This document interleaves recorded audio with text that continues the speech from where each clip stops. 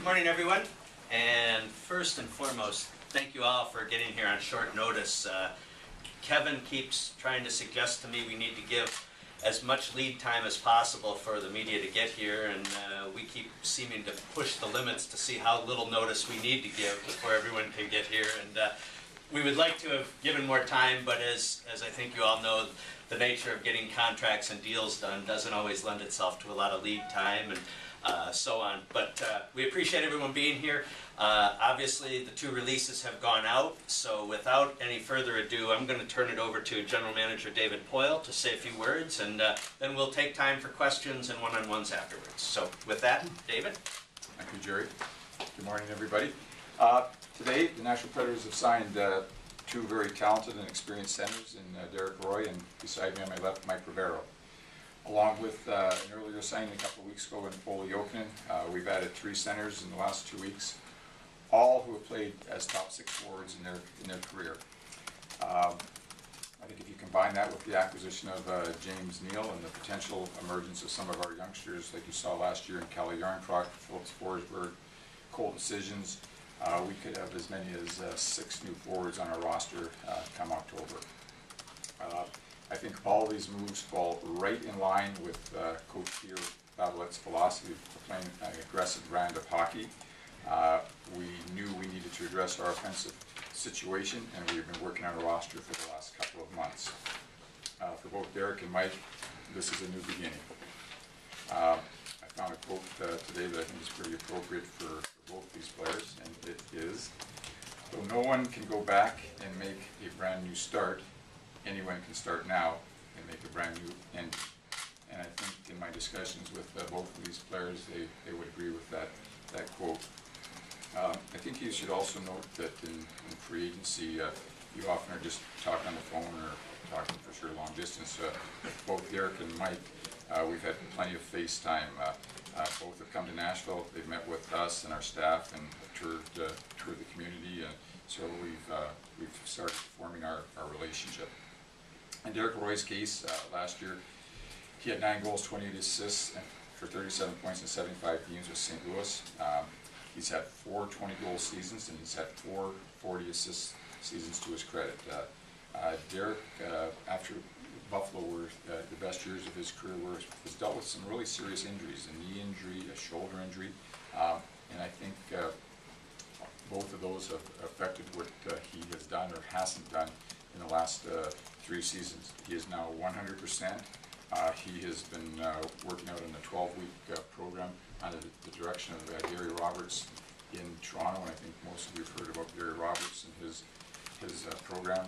Derek says that he is injury-free and he's in the best shape that he's been in his life, and he's looking to reestablish his career here with the Predators. He also played with Paul Gosted, which was a good resource, of course, when we talked to Derek. And Derek clearly brings us added depth, some playmaking ability, and a center ice experience to our lineup. In Mike's situation, he and his family have gone through a lot of personal issues over the last year. Those issues have clearly impacted his performance on the ice and ultimately led to his termination in Arizona. We have done our due diligence. We've talked to former teammates, we've talked to coaches, managers, others. We are confident Mike and his family are on the right track. He and his agent sought us out. They believed that for Mike and his family, this was the best fit. For Mike as a hockey player, they saw this as the best opportunity on the ice. And for his family, they thought this was the best community for him and his family to make a home. As I said earlier, it's now 4 days. I have spent time with Mike and his wife Tammy the last 4 days. We've had dinner one night with Coach Lavalette. They've been out in the community looking around, and I understand they're very close to a house, possibly, which is good news. And I've gotten to know them. I think we've had some good talks about hockey. Mike got to meet with Peter this week and talk about hockey and where he's going to fit in on his team. And Mike and I have had some individual conversations, and Tammy and I have had some conversations about life and going forward, and because of that, we're very comfortable with signing Mike today. This is a great opportunity for him and for us. We needed a talented, experienced center who can create offense. We're a good match for each other, and we're glad to welcome Mike and Tammy and their 3 kids to Nashville. Mike has played with both James Neal and Eric Nystrom while he was in Dallas. We've reached out to James Neal, and I would say James Neal is probably the most excited person in our organization to once again have a chance to hopefully get to play with Mike again as a center iceman. Last year, Mike had 47 points in Phoenix. The year before, he averaged a point a game in Washington. Mike's been a very durable player in his career. He's only missed 10 regular games over the last 4 seasons. And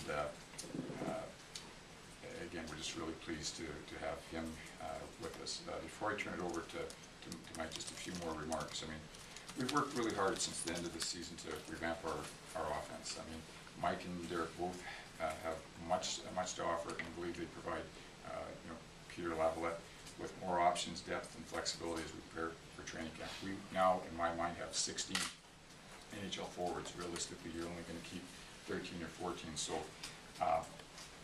the depth, the competition at training camp should be higher than we've ever had before, especially at this position. We weren't happy with our offense last year, and we've done everything we can to this point to make it better. So we welcome Derek Roy and we welcome Mike Ribeiro. Mike, would you like to say a few words? The jersey. Oh, yeah. The jersey. Got to do the jersey first. Okay. Mike is going to wear his old number here, number 63. Just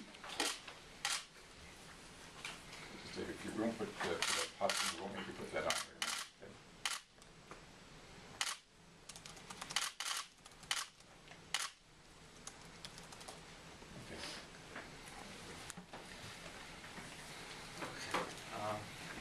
Well, I would like to start to thank Mr. Poile to give me, and the Nashville Predators to give me a chance to keep playing and give me a chance. Kind of like I didn't want to retire after. I think I still have a lot in my career to give, and I'm just really glad that Mr. Poile is ready to give me a chance, and I think I am committed to. I think. To have a good year. I'm committed to my job. I think last year it didn't go the way I wanted to go in Phoenix, and had personal issues. I was separated during the year. I didn't really see my children during the year, and I think that made me not focus on my job. I was really not focused. I'm not committed to my job because of my issues, and I just wanted the year to be over so I could actually go and work on them and be a healthy person. I think I've done that this summer, and I think my head's really clear. I have my family with me right now, and we're ready to move forward. And I'm really glad that I have a chance to come here and prove everyone that I can still play, and that I am a good person, and that I'm committed to my family, and to the team too, and to do well. And I'm glad that I have a chance to do that. Okay. With that, we'll open it up if there are any questions. No questions. Mike, David said that you sought out the Predators. Yeah. So talk a little bit about why that was the case. Well, we did research actually as a family, and we decided to ask our agent, because Nashville wasn't.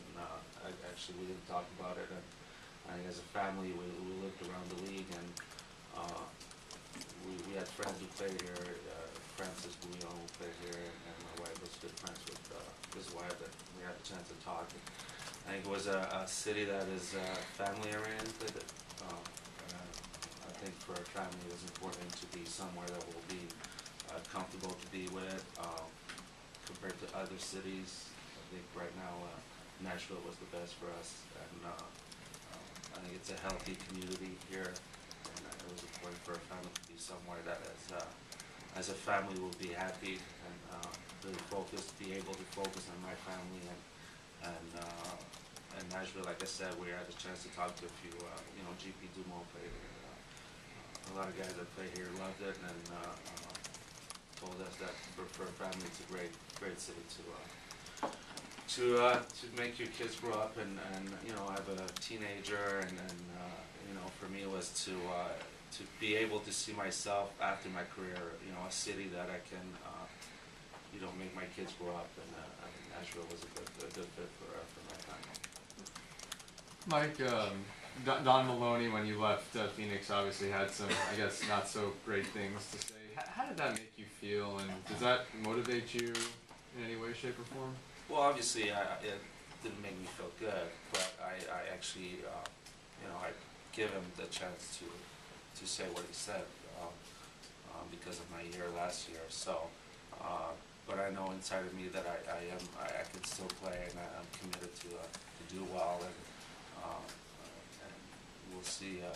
Like David said, I want a new start, but a good finish. I don't want to ruin my life, and I really want to do well and prove people wrong. And I think if I do that this year, I guess Maloney will be in the past. And like I mentioned, I kind of give him a chance to say what he had to say. So that's his opinion, and for me, I think I moved from that. I'm a healthy person, and ready to be committed to a team and do well this year. And not to get too personal, but obviously, we've sort of talked about your family life a little bit right now. How is it at the moment? I mean, how are you? Yeah, well, obviously, we're happier now that we're together again and working on it. Like every, I guess, family or couple, it's not paradise every day. And it's really to work on our issues as a family and to move forward and to take one day at a time. And I think we've been able to do that. And it's really to keep working on ourselves as a person and as a couple and as a family too. Mike, have you had a chance to talk with James Neal or Eric Nystrom either yet? Not Eric, not yet. With James, I texted him here and there, and he was really happy to have me on board with him, and we played together in Dallas. We're good friends too. He's a funny guy too. But the main thing is that he can shoot the puck. He's a guy who can put the puck in the net, and I think he's happy that he might have a chance to have someone who gives him pucks so he can be able to score. So, but yeah, we have a good relationship, and I'm actually happy that I'm gonna have a chance to play with someone that can shoot the puck like that. Chemistry with him. I mean, Yeah. Is that exciting for you to be able to possibly be able to reignite that? Or?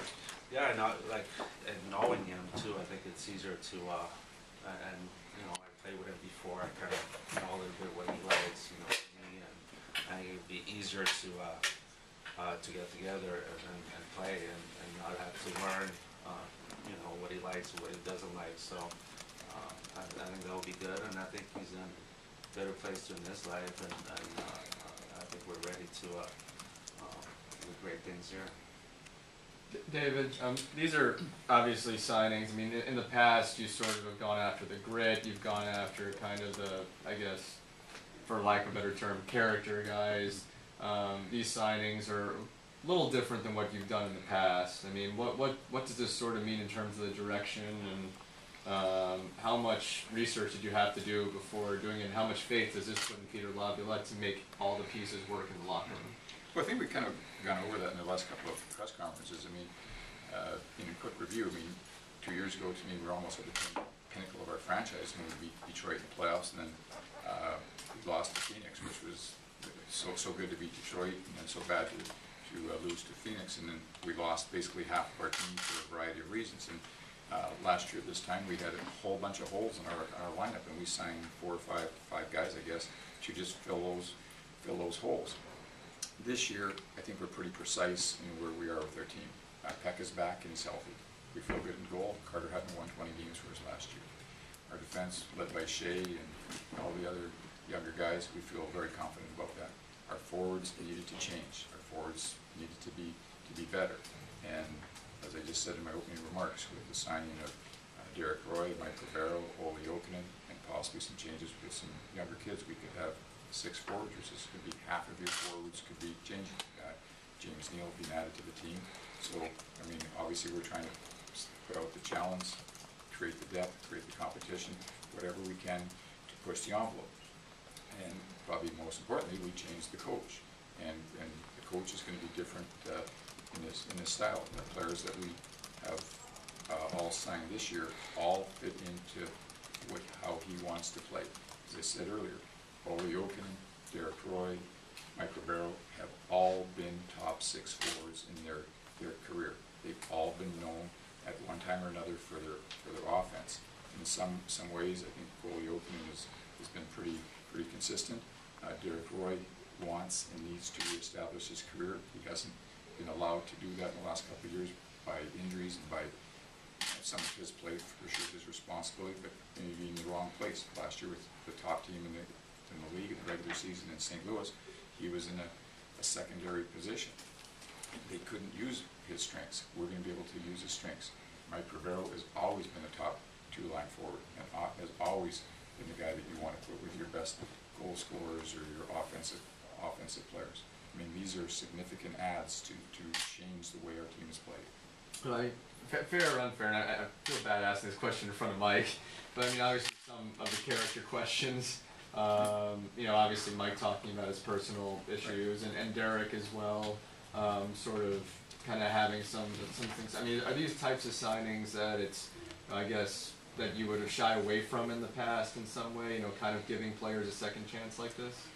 Well, I think it's a little bit of everything. You're looking to improve your hockey club. You want to make sure that you have the right fits for your hockey club, and you do your due diligence. And you know, like I say, Tammy and Mike have been here. I mean, they called us thinking that it was a fit. They flew out here basically on their own dime. Do you want to get reimbursed for that? I mean, to get a feel of Nashville and the community. And it's gone from there. I mean, I thought they might be here. This was on one phone call. I had a very modern call. I had a Skype call with Mike and his wife, where we just talked about, hardly even talked about hockey. I mean, a little bit, but mostly almost just about all, you know, stuff that had happened in their lives and where they are, where they're going, and a lot of stuff that, you know, obviously is personal and don't need to and wouldn't share with you. It doesn't need to be. And I said, okay, well, we'll talk again. Well, he called Peter Lavalette that night, and they had a good conversation.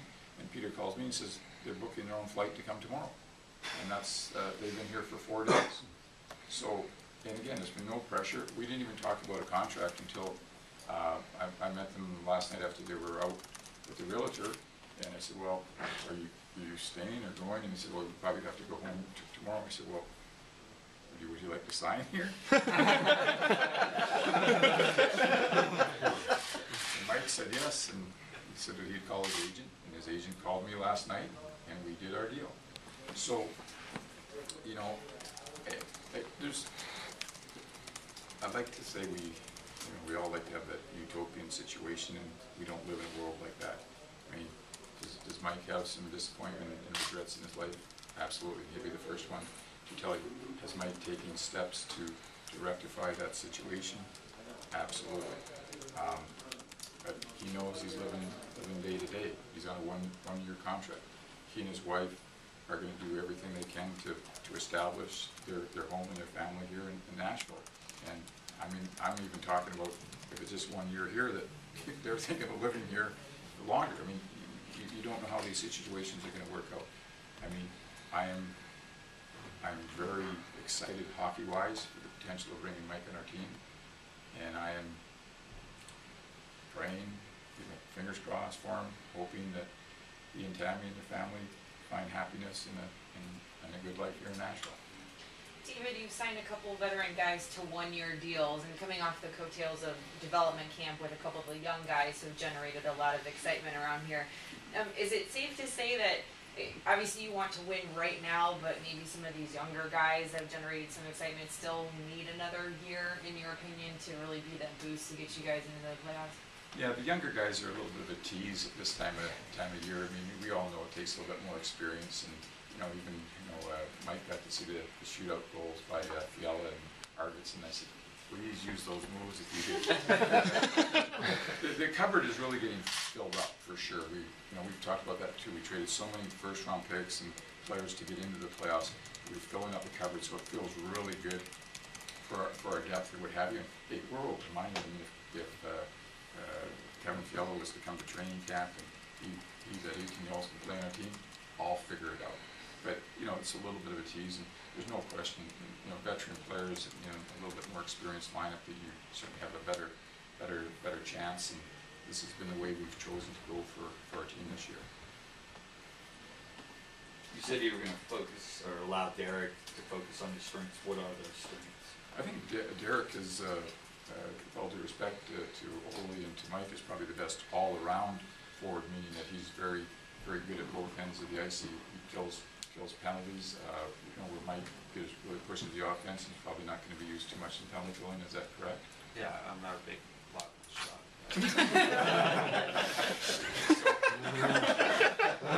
So it's a little bit of everything. I mean, you got Ole as the big guy that can actually play against the big boys or what have you, and you got Mike, who's certainly the best offensive guy, and I think Derek a little bit of both. I mean, like I say, in Derek in his days in Buffalo, he was a top player for him. He was their go-to guy offensively, and he's lost that in the last couple of years, and a variety of reasons. And he knows too, like, this is his last chance. He's got to reestablish it. And I had a good conversation with him. Coach Lavalette had a good conversation with him, and he knows what the opportunity is. If, for example, if you're doing this on paper, if Mike gets a chance to play with James Neal, then Derek Roy's going to get a chance to play with Craig Smith. I mean, that's a pretty good start for everybody. David, you're pretty deep down the middle. Just overall, I mean, are some of these guys going to have to move to the wing? I mean, you mentioned Colin Wilson potentially being center. Looks like he may be pegged for the wing now. Matt Cullen. I mean, where does a guy like Paul Gostad now fit within your organization? I think Paul Gostad's got his position. I mean, I think it's the fourth line, defensive face-off, penalty killing, or what have you. I really think that's his niche and his value to our team. But you're right, and I said earlier we had 16 forwards, so something's going to have to give. I mean, Cully pretty well played on the wing last year, has that flexibility coming to center. We brought Willie into center with these signings. Realistically, it might have to change to the wing. And I think Ole, who we signed to play at center, at least initially, is going to have to play at the wing. But we got to let this play out a little bit and see. The good news is that Peter Lavalette hasn't worked with anybody, and he's going to have to make some decisions. And I mean, somebody's going to benefit by what's taking place in the summer, and the flip side of that is there's some guys that are going to lose their job. What does this mean for Calle Yarncrook? You've been so high on him. I mean, it seems like it just doesn't, well, as the numbers go, it just seems like he may be the odd man out in center. I don't think so. To me, maybe Willie goes over the wing and Yarncrook fits right in there in the third hole. And again, I'm doing the coach's job, which I don't like to do. I mean, we're going to have to see. It's as simple as that. But I liked what Calle brought last year, and I'm really confident that he'll win a spot on our team this year. Okay,